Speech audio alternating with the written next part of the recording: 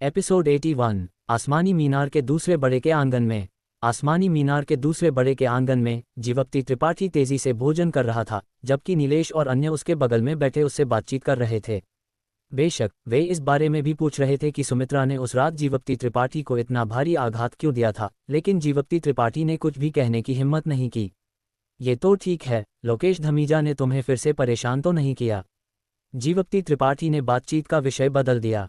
जिस दिन से उसने उस वन जेल को छोड़ा था, वह बेहोश था और बर्फ में जमा हुआ था। जीवप्ती त्रिपाठी वास्तव में नहीं जानता था कि संप्रदाय ने इस मामले से कैसे निपटा। वह मामला तो पहले ही गुजर चुका है। मंडप में बड़ों से लेकर हम जैसे युवा शिष्यों तक कोई भी अब उस मामले से परेशान नहीं होगा।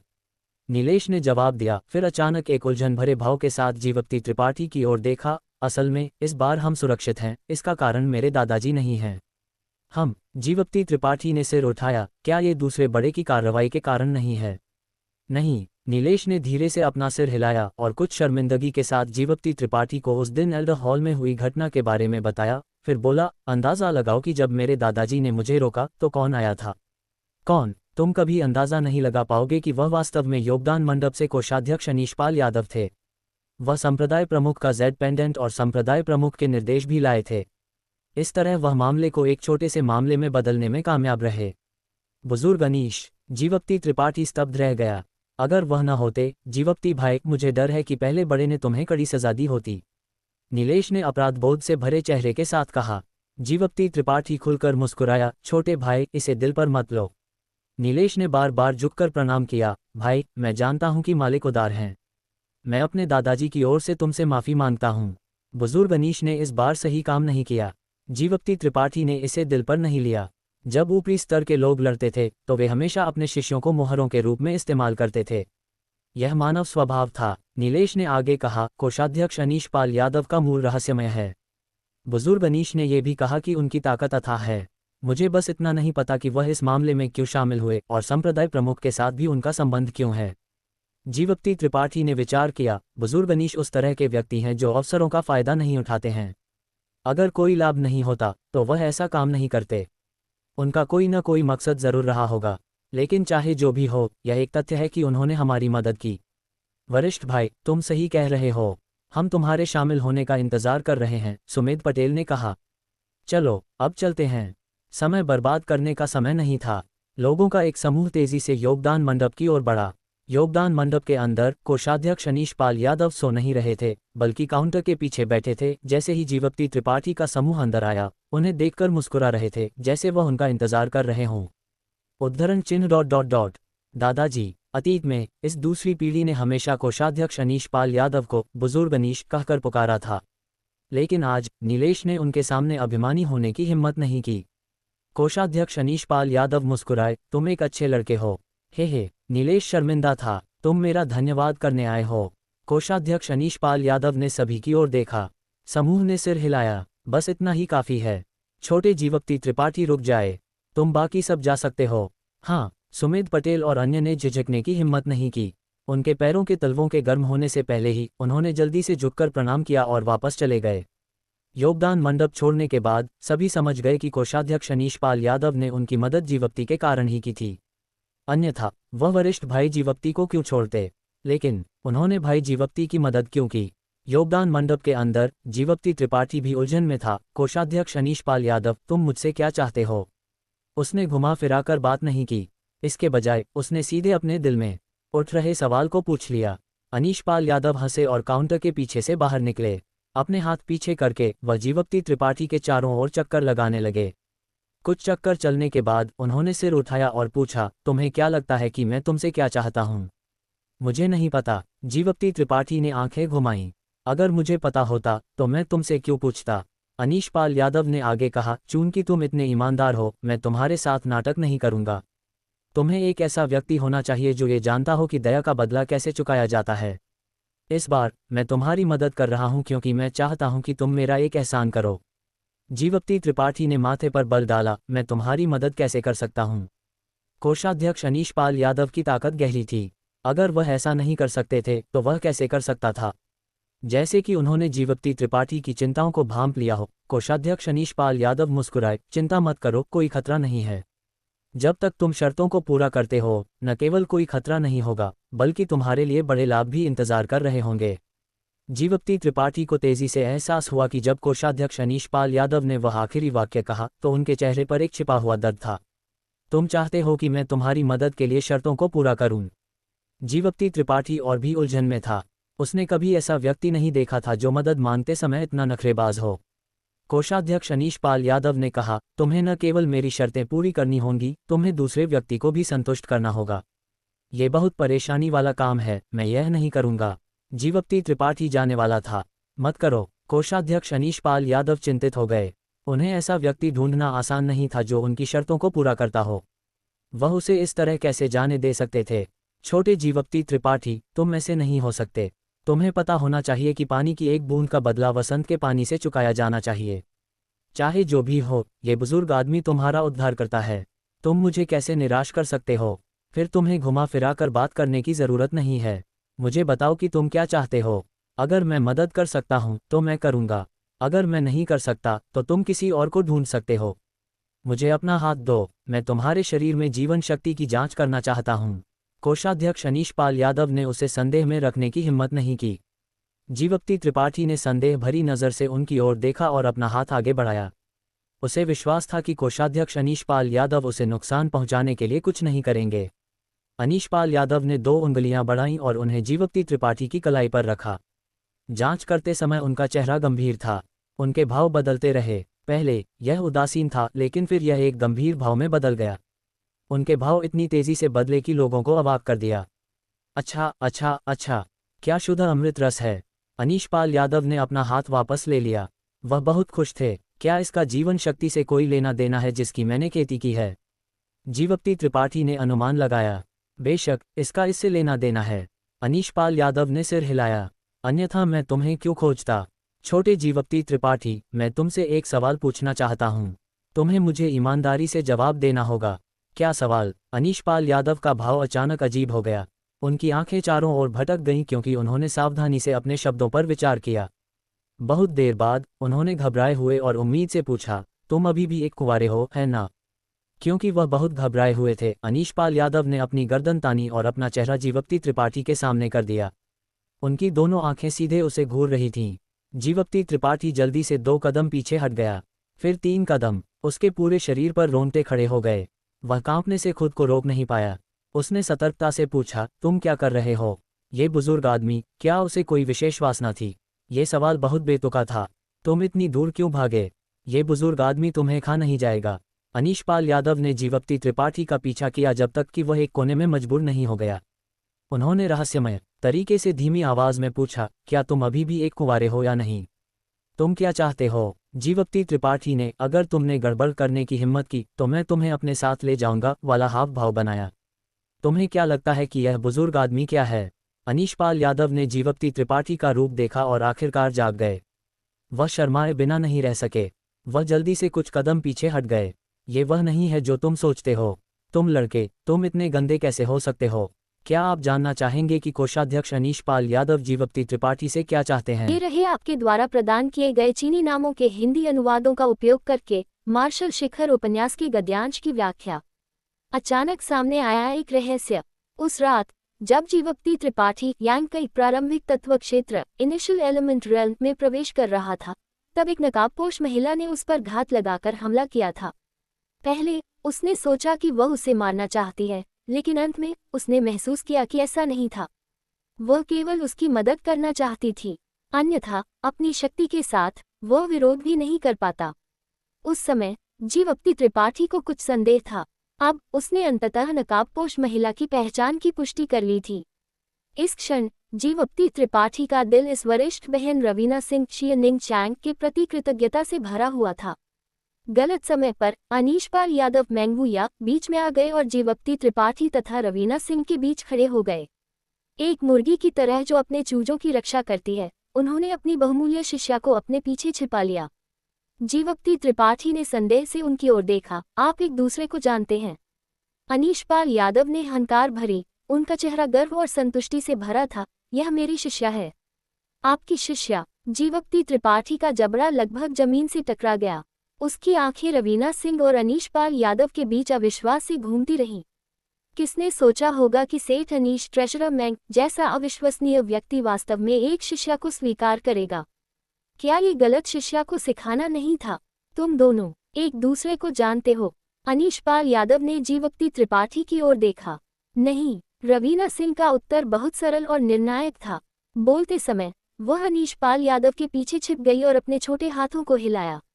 उसके इरादों को समझते हुए जीवक्ति त्रिपाठी हंसा। हम वास्तव में एक दूसरे को नहीं जानते हैं, बस उस रात वरिष्ठ बहन ने मेरी थोड़ी मदद की थी। अनीश पाल यादव ने थोड़ा सिर हिलाया। रवीना सिंह ने भी इस मामले के बारे में उन्हें बताया था। उस रात के कारण ही रवीना सिंह को लगा था कि जीवक्ति त्रिपाठी का अमृत रस यांगची बहुत शुद्ध है। सेठ अनीश, वरिष्ठ बहन रवीना सिंह मुझसे क्या मदद चाहती हैं? क्या आप मुझे बता सकते हैं? जीवक्ति त्रिपाठी की अभिव्यक्ति गंभीर हो गई। चूंकि यह रवीना सिंह का मामला था, इसलिए जीवक्ति त्रिपाठी स्वाभाविक रूप से इनकार नहीं करेगा। अनीश पाल यादव ने उत्तर नहीं दिया। उन्होंने बस अपनी बहुमूल्य शिष्या की ओर देखा और पूछा, क्या वह इसे कर सकता है? रवीना सिंह की कोमल कान की लंटें अचानक लाल हो गईं। उसने अपनी आंखें नीचे कर लीं और उसकी लंबी पलकें कांप उठीं। काफी देर बाद उसने अनजाने में सिर हिलाया। उसे इस तरह देखकर अनीश पाल यादव खुद को आहें भरने से नहीं रोक पाए। ठीक है, ठीक है, ठीक है, हमारे पास ज्यादा समय नहीं बचा है। वही सही व्यक्ति है। जीवक्ति त्रिपाठी एक तरफ खड़ा देखता रहा, लेकिन कुछ नहीं पूछा।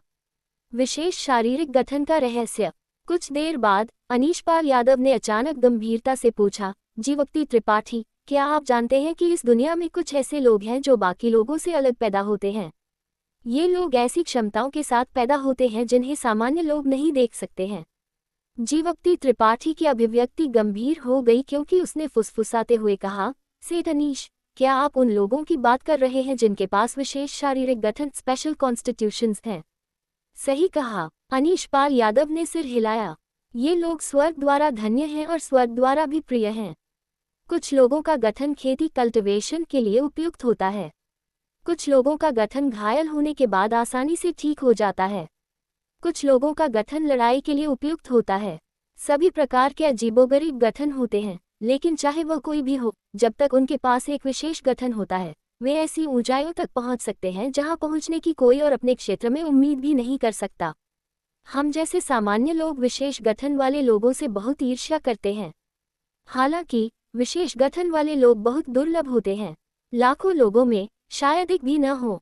छोटे जीवक्ति त्रिपाठी, तुम भाग्यशाली हो।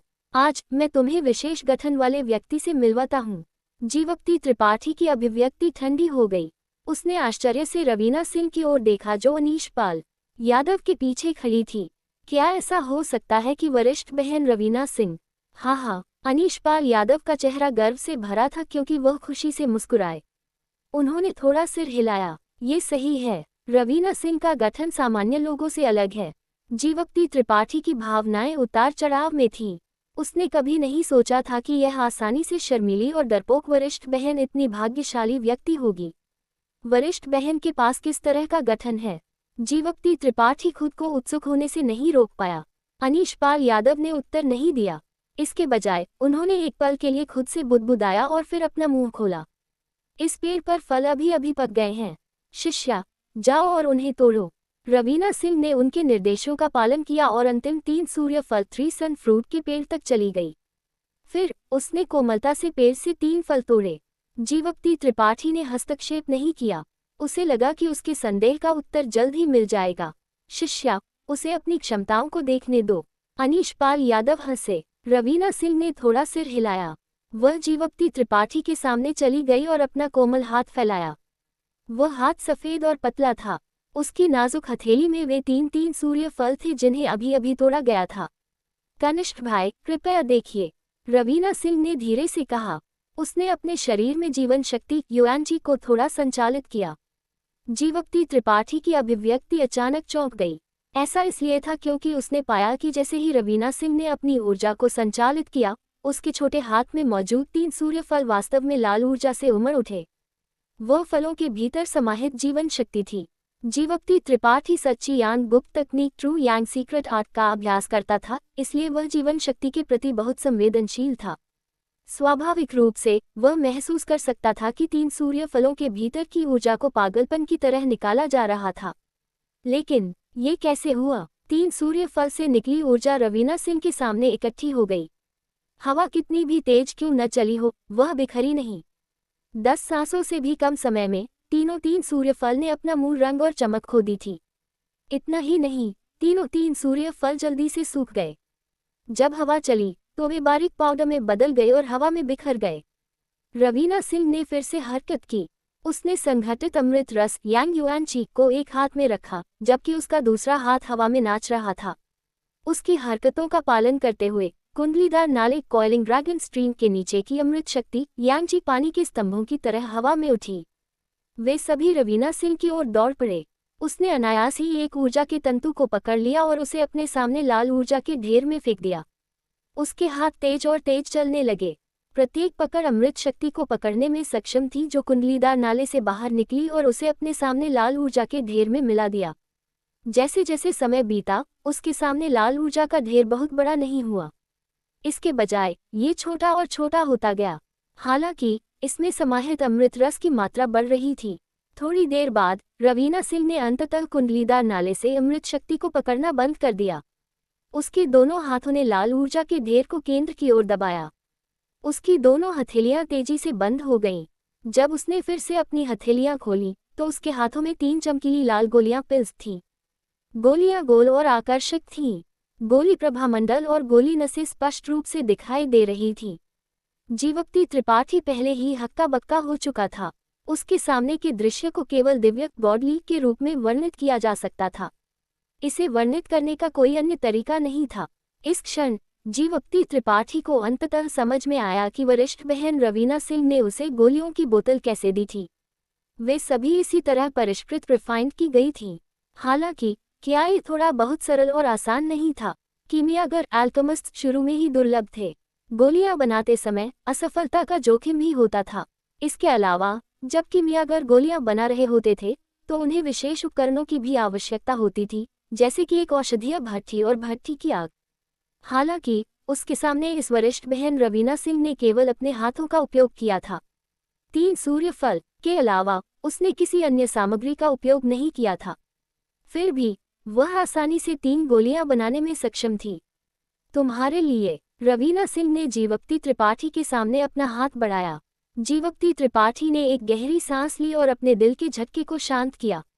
उसने तीनों गोलियां उठाईं और ध्यान से उन्हें महसूस किया। उसने पाया कि इन गोलियों में से प्रत्येक में एकल 3 सूर्य फल की तुलना में अधिक अमृत रस था। आखिरकार इन 3 गोलियों को बनाते समय रवीना सिंह ने कुंडलीदार नाले से अमृत शक्ति को उधार लिया था।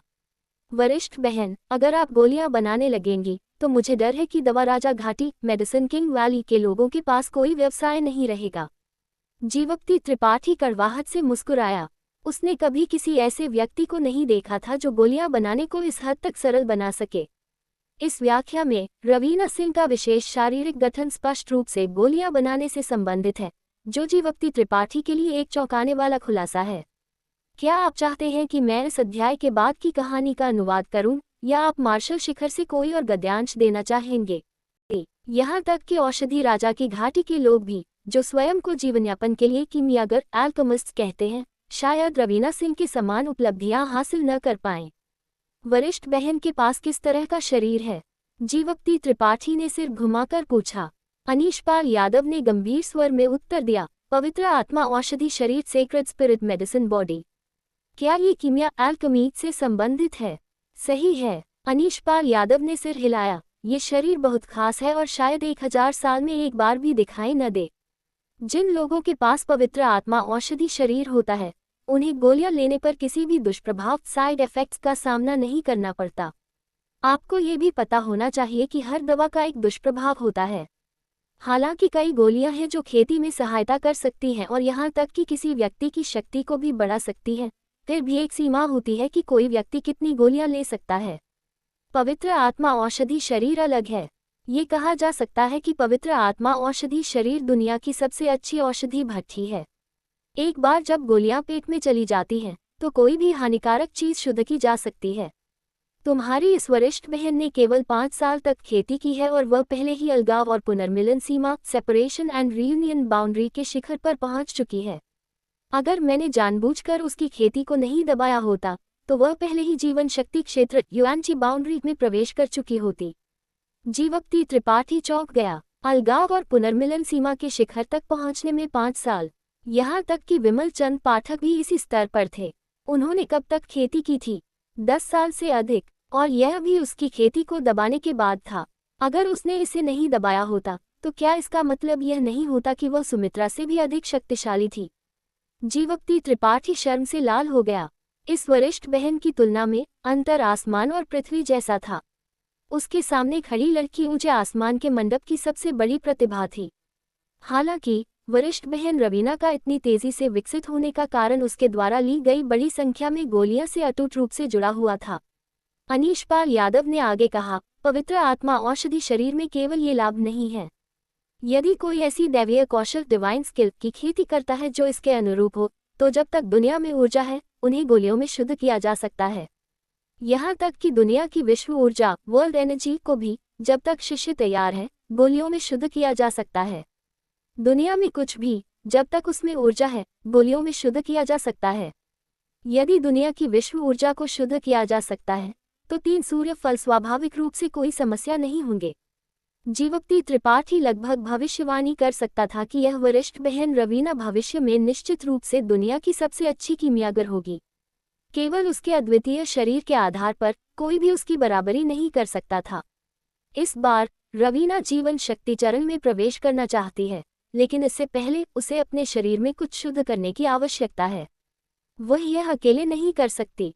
अनीशपाल यादव ने जीवक्ति त्रिपाठी को गंभीरता से देखा। क्या इसीलिए आपको मेरी मदद की जरूरत है? जीवक्ति त्रिपाठी ने पूछा। अनीशपाल यादव ने सिर हिलाया। किस तरह की चीज? 9वीं यिन जीवन शक्ति संघनन ओस 9th यिन युआन कंडेंसिंग ड्यू।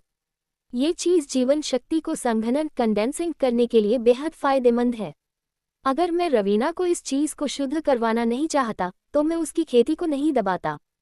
जब कोई अलगाव और पुनर्मिलन स्तर से जीवन शक्ति स्तर में उन्नत होता है तो शरीर के अंदर की जीवन शक्ति अमृत रस युआनची में परिवर्तित हो जाएगी और इसकी गुणवत्ता अनगिनत स्तरों तक सुधर जाएगी।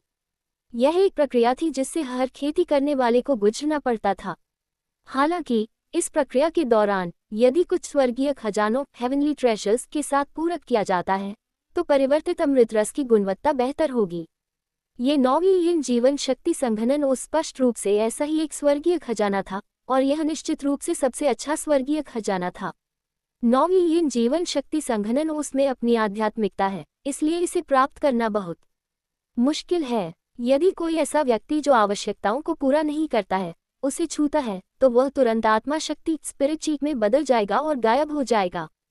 केवल वे ही जो यांग गुण अमृत रस यांग एट्रीब्यूट युआनची की खेती करते हैं उनमें इसे नियंत्रित करने की क्षमता होती है। इसके अलावा किसी के शरीर में यांग गुण अमृत रस को एक निश्चित डिग्री तक शुद्ध होना चाहिए। यही कारण है कि मैं तुम्हें ढूंढ रहा हूँ। मुझे वास्तव में क्या करने की जरूरत है? जीवक्ति त्रिपाठी ने पूछा। अनीशपाल यादव तुरंत अधीर हो गया। तुम इतना क्यों पूछ रहे हो? जब समय आएगा तो मैं तुम्हें स्वाभाविक रूप से बता दूंगा। जीवक्ति त्रिपाठी ने अपनी नाक सिकोड़ ली। यह नहीं जानता था कि बूढ़ा आदमी अनीश इतना क्रोधित क्यों था। ये चीज कहाँ है? हम कब जा रहे हैं? काले हवा की पहाड़ी श्रृंखला में। वहाँ एक 9वीं यिन मंडली भूमि 9th यिन कांग्रेगेशन ग्राउंड है। 7वें महीने के 7वें दिन यिन शक्ति यिन ची इकट्ठा होती है। तभी 9वीं यिन जीवन शक्ति संघनन ओस प्रकट होगी और स्वर्ग और पृथ्वी की यिन शक्ति को अवशोषित करेगी। तो अब ज्यादा दिन नहीं बचे हैं। जीवक्ति त्रिपाठी ने थोड़ा गणना की और पाया कि 7वें महीने के 7वें दिन तक केवल कुछ ही दिन बचे थे। अगर वे काले हवा की पहाड़ी श्रृंखला में गहराई तक जाना चाहते थे तो यात्रा में बहुत समय लगेगा। इसलिए अगर तुम्हारे पास कुछ करने को नहीं है तो मैं जल्द से जल्द वहां जाना चाहता हूं। अगर हम यह अवसर चूक जाते हैं तो हमें 1 और साल इंतजार करना पड़ेगा। अनीशपाल यादव ने गंभीरता से कहा। मैं किसी भी समय उपलब्ध हूँ। जीवक्ति त्रिपाठी थोड़ा मुस्कुराया। तो 2 दिन में मुझे योगदान मंडप में आकर मिलना। मुझे अभी भी कुछ सामग्री तैयार करने की आवश्यकता है। अनीशपाल यादव ने कहा। ठीक है, तो ये तय हुआ। दोनों पक्षों ने 2 दिन में योगदान मंडप में मिलने के लिए सहमत हो गए। फिर जीवक्ति त्रिपाठी चला गया। उसकी पीठ को देखते हुए अनीशपाल यादव ने थोड़ा आह भरी। उसका भाव अजीब था और यह अज्ञात था कि वह क्या सोच रहा था। थोड़ी देर बाद उसने कहा, शिष्य, क्या तुम निश्चित हो कि तुम ये करना चाहती हो? रवीना सिंह की पोशाक फड़फड़ाए और उसने धीरे से सिर हिलाया। हाँ। अनीशपाल यादव ने कहा, वास्तव में तुम्हें जीवन शक्ति तक पहुंचने के लिए 9वीं जीवन शक्ति संघनन उसको शुद्ध करने की जरूरत नहीं है। बस तुम्हारी शक्ति भविष्य में थोड़ी कम होगी। रवीना सिंह हल्के से हंसी, लेकिन मैं गुरुजी की मदद करना चाहती हूँ। क्या शुद्ध अमृत रस होना बेहतर नहीं है? गुरुजी ने मुझे बचाया और मुझे पाला है, और मैं गुरुजी की मदद करना चाहती हूँ। लेकिन अरे, तुम इस पर फिर से विचार क्यों नहीं करती? अनीशपाल यादव द्वारा 2 दिन का समय छोड़ने का कारण रवीना सिंह को इस पर और सोचने देना था। रवीना सिंह शर्म से लाल हो गई। कोई बात नहीं, मुझे उससे नफरत नहीं है। अनीशपाल यादव ने आह भरी। वो छोटा बच्चा भाग्यशाली हुआ। जीवक्ति त्रिपाठी के उदासीन भाव के बारे में सोचते हुए अनीशपाल यादव क्रोध में दांत पीसने लगा। तुम सिर्फ मदद करने के लिए यहाँ हो, लेकिन तुम यह नहीं सोचते कि तुम्हें कितना फायदा मिलेगा। कृपा करके कोई चिंगारी मत पैदा करना। अंत में ये छोटी जगह उसके शिष्य के लिए एक उपयुक्त जगह नहीं थी। अनीशपाल यादव चिंता से भरा हुआ था। जीवक्ति त्रिपाठी फिर से सुमित्रा के छोटे मचान पर नहीं गया और इसके बजाय उस छोटे लकड़ी के घर में लौट आया जहां से वह कुछ दिनों से दूर था। हालांकि वह कुछ दिनों से वापस नहीं आया था, फिर भी छोटा लकड़ी का घर नए जैसा साफ था। धूल का एक धब्बा भी नहीं बचा था। उसे नहीं पता था कि किसने उसे साफ करने में मदद की थी। हालांकि कोषाध्यक्ष अनीश की व्याख्या अस्पष्ट थी, जीवक्ति को मूल रूप से पता था कि वह कहाँ जा रहा था और उसे क्या करना था। चूंकि यह 9वीं यिन मंडली भूमि थी, वहां यिन शक्ति निश्चित रूप से भारी थी। उसकी सच्ची यांग अमृत रस यिन शक्ति का नेमेसिस शत्रु था, इसलिए वह डरा नहीं था। ये बस इतना था कि उसकी वर्तमान शक्ति बहुत कम थी। अगर वह कुछ अमृत रस यांग लिक्विड भंडारित नहीं करता तो वह लंबे समय तक टिक नहीं पाएगा। ये बस ऐसा हुआ कि वरिष्ठ बहन रवीना ने 3 सूर्य फल को गोलियों में शुद्ध करने में उसकी मदद की, जो उसके अमृत रस की भरपाई करने का एक अच्छा तरीका था। वहां 4 3 सूर्य फल वृक्ष थे और प्रत्येक वृक्ष पर 3 फल थे, जिन्हें 12 चमकीली लाल गोलियों में शुद्ध किया गया था। यदि प्रत्येक गोली को अमृत रस की 3 बूंदों में शुद्ध किया जा सकता था, तो उसके पास कुल 3600 बूंद अमृत रस होगा। चाहे वह लड़ाई में इस्तेमाल किया जाए या यिन शक्ति का विरोध करने के लिए, यह अमृत रस बहुत उपयोगी था। यह एक ऐसी चीज थी जिस पर वह जीवित रहने के लिए भरोसा कर सकता था। जीवक्ति को 12 गोलियों की औषधीय प्रभावकारिता को पूरी तरह से अवशोषित करने में पूरा दिन लग गया। उसने सिर्फ 3600 बूंद अमृत रस ही नहीं, बल्कि कुल 40 बूंदें प्राप्त की। शक्ति केंद्र टैंशंट में उसके पास जो कुछ बूंदें थीं, उन्हें मिलाकर शक्ति केंद्र का भंडार काफी प्रचुर था। इस बार उसके पास आखिरकार भरोसा करने के लिए कुछ पूंजी थी। उसने न केवल इतना अमृत रस प्राप्त किया, बल्कि जब आखिरी फल को शुद्ध किया गया, तो जीवक्ति त्रिपाठी ने पाया कि वह प्रारंभिक तत्व क्षेत्र इनिशियल एलिमेंट रेल्म के चौथे चरण में प्रवेश कर चुका था। ये प्रवेश बिना किसी चेतावनी के हुआ, इसलिए वह मानसिक रूप से बिल्कुल भी तैयार नहीं था। प्रवेश भी काफी स्वाभाविक था और पूरा होने से पहले उसे कुछ भी महसूस नहीं हुआ। इसके बारे में सोचते हुए जीवक्ति त्रिपाठी को लगा कि यह उन गोलियों से संबंधित है जो उसने इन पिछले कुछ दिनों में खाए थे। सबसे पहले उसने सुमित्रा से 1 दर्जन बोतल गोलियां खाए, फिर उसने 12 3 सूर्य की गोलियां खाए। इतनी बड़ी मात्रा में ऊर्जा इकट्ठा होने के कारण उसका प्रवेश करना अजीब नहीं था। तारांकन बंद अध्याय। जीवक्ति त्रिपाठी अब प्रारंभिक तत्व क्षेत्र के चौथे चरण पर है और उसके पास 40 से अधिक अमृत रस की बूंदें हैं। अगले 2 दिनों में वह वरिष्ठ बहन रवीना की मदद के लिए 9वीं यिन जीवन शक्ति संघनन ओस प्राप्त करने के लिए काले हवा की पहाड़ी श्रृंखला की ओर अनीशपाल यादव के साथ यात्रा करेगा। क्या आप जानना चाहेंगे कि काले हवा की पहाड़ी श्रृंखला की यात्रा में क्या होता है, या फिर 9वीं यिन जीवन शक्ति संघनन ओस की प्रक्रिया के बारे में अधिक जानना चाहेंगे? अगली सुबह योगदान मंडप के सामने जीवक्ति त्रिपाठी ने धीरे से दरवाजा खटखटाया। एक क्षण बाद दरवाजा खुला और रवीना सिंह कंधे पर एक छोटे बंडल के साथ बाहर आई। बंडल कई चीजों से भरा हुआ था। छोटे भाई, तुम आ गए। रवीना सिंह ने धीरे से अभिवादन किया। हाँ, जीवक्ति त्रिपाठी ने सिर हिलाया। कोषाध्यक्ष अनीश कहाँ हैं? उन्हें कल अचानक दौरा पड़ गया और घावों का इलाज करने के लिए उन्हें पीछे रुकना पड़ा। वह नहीं जा सकते। जब रवीना सिंह बोल रही थी तो उसकी आंखें लगातार चमक रही थीं। उसकी घनी पलकों की दोनों पंक्तियां भी एक पंखे की तरह कांप रही थीं। जीवप्ती त्रिपाठी ने संदेह से उसे देखा, जबकि रवीना सिंह की आंखों में घबराहट का एक निशान चमक गया। तो क्या हमें उनका इंतजार करना चाहिए? जीवप्ती त्रिपाठी ने अंदाजा लगाया, लेकिन उसे स्पष्ट नहीं किया। जरूरत नहीं है, मुझे पता है कि वह जगह कहाँ है। इसके अलावा अब ज्यादा समय नहीं बचा है। गुरुजी ने कहा कि हमें उनका इंतजार करने की जरूरत नहीं है। ये देखकर कि जीवप्ती त्रिपाठी मामले की तह तक नहीं जाना चाहता था, रवीना सिंह को राहत मिली। ठीक है। जीवप्ती त्रिपाठी एक पल के लिए झिझका, लेकिन फिर भी सहमत हो गया। इस बार छोटे भाई को तकलीफ होगी। रवीना सिंह ने एक लंबी आह भरी। वरिष्ठ बहन बहुत विनम्र हैं। जीवप्ती त्रिपाठी हल्का सा मुस्कुराया। फिर वे दोनों ऊंचे आसमान के मंडप से निकल गए। कोषाध्यक्ष अनीश का रहस्य। योगदान मंडप के एक साइड रूम में अनीशपाल यादव वर्तमान में मेज पर सो रहा था। मेज पर कई उत्कृष्ट व्यंजन थे, साथ ही शराब के कई बर्तन भी थे।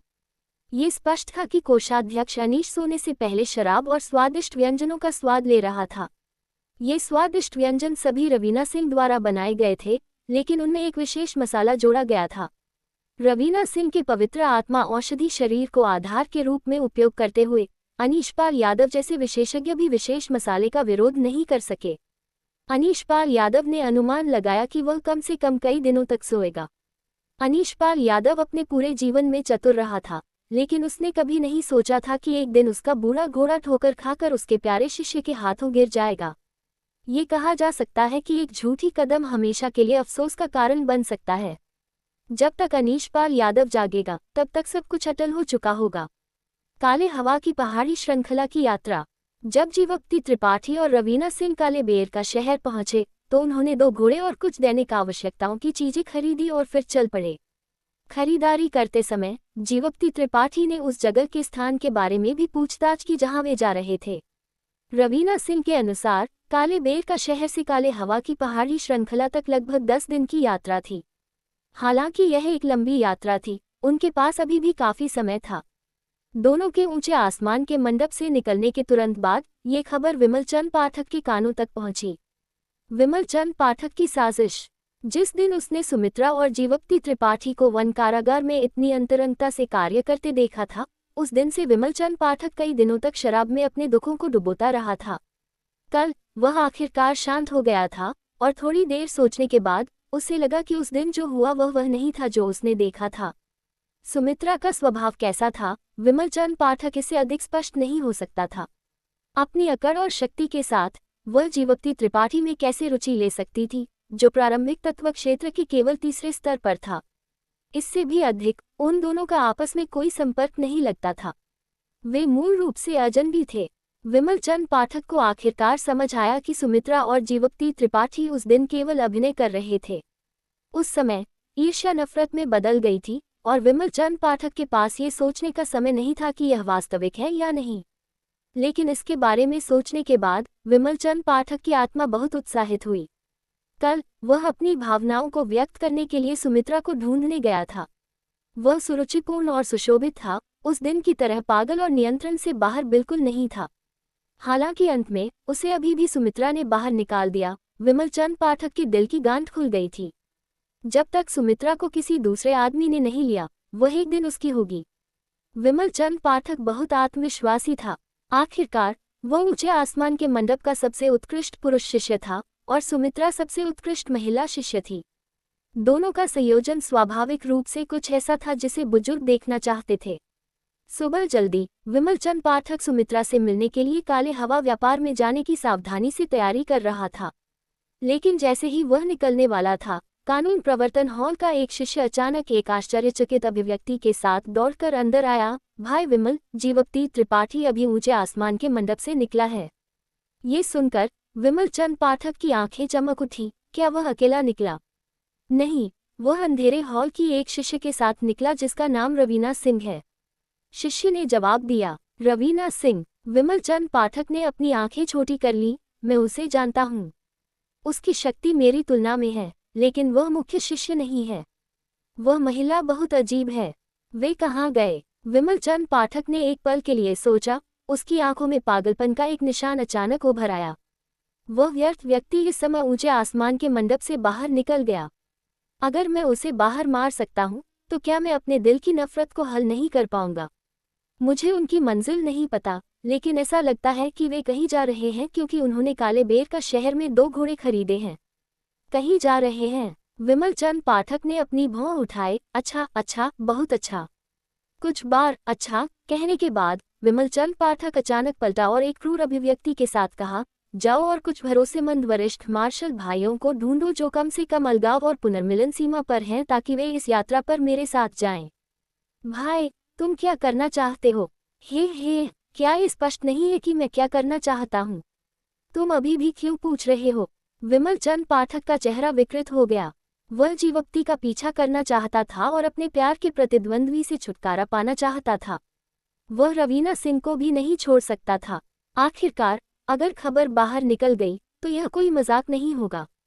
भाई, ये सही नहीं है। अनुशासनात्मक हॉल के शिष्य का चेहरा थोड़ा घबराया हुआ था। उसे जीवप्ती त्रिपाठी की परवाह नहीं थी। वह प्रारंभिक तत्व क्षेत्र में सिर्फ एक परीक्षण शिष्य था, इसलिए अगर वह बाहर मर भी गया तो किसी को परवाह नहीं होगी। हालांकि अंधेरे हॉल की वह रवीना सिंह अलग थी।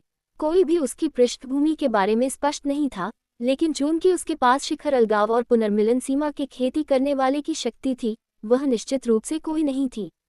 अगर वह मर गई और मंडप ने जांच की, तो शामिल होने वाले वरिष्ठ भाइयों और जूनियर भाइयों में से कोई भी भाग नहीं पाएगा। मैंने तुम्हें करने के लिए कहा, तो बस करो। तुम इतना लंबा क्यों बोल रहे हो? विमल चंद पाठक अधैर्य से भरा हुआ था। क्या तुम चाहते हो कि मैं उसे खुद ढूंढने जाऊं? पागल ईर्ष्या ने पहले ही विमल चंद पाठक को अपनी शालीनता बनाए रखने में असमर्थ कर दिया था। उसके दिमाग में केवल एक ही विचार था, जीवप्ती त्रिपाठी को मारना। भाई, पिछली बार जो हुआ उसके बाद महान बुजुर्ग ने एक सख्त आदेश दिया था कि कोई भी जीवप्ती त्रिपाठी के बारे में कोई विचार नहीं रखेगा। क्या तुम भूल गए? इस याद से विमल चंद पाठक अचानक होश में आया। ये सही है, महान बुजुर्ग ने अचानक एक आदेश दिया था कि कोई भी कम समय के लिए जीवप्ती त्रिपाठी के साथ परेशानी नहीं करेगा। हालांकि यह आदेश अस्पष्ट था, इसलिए विमल चंद पाठक ने इसे दिल पर नहीं लिया था। हालांकि यह इतना महान अवसर था, तो वह इसे कैसे जाने दे सकता था? अगर उसने इस बार जीवप्ती त्रिपाठी को नहीं मारा, तो उसे कितना इंतजार करना पड़ेगा? अगर वह हमेशा पंथ में छिपा रहता है और बाहर नहीं जाता है तो क्या होगा? जैसे ही वह हार मानने को तैयार नहीं था, अनुशासनात्मक हॉल के शिष्य ने कुछ सोचा और धूर्तता से मुस्कुराया। भाई विमल, हम नहीं कर सकते, लेकिन दूसरे कर सकते हैं। बहुत से लोग हैं जो जीवप्ती त्रिपाठी की जान चाहते हैं। तुम्हारा क्या मतलब है? विमल चंद पाठक ने अपनी आंखें छोटी कर ली और पूछा।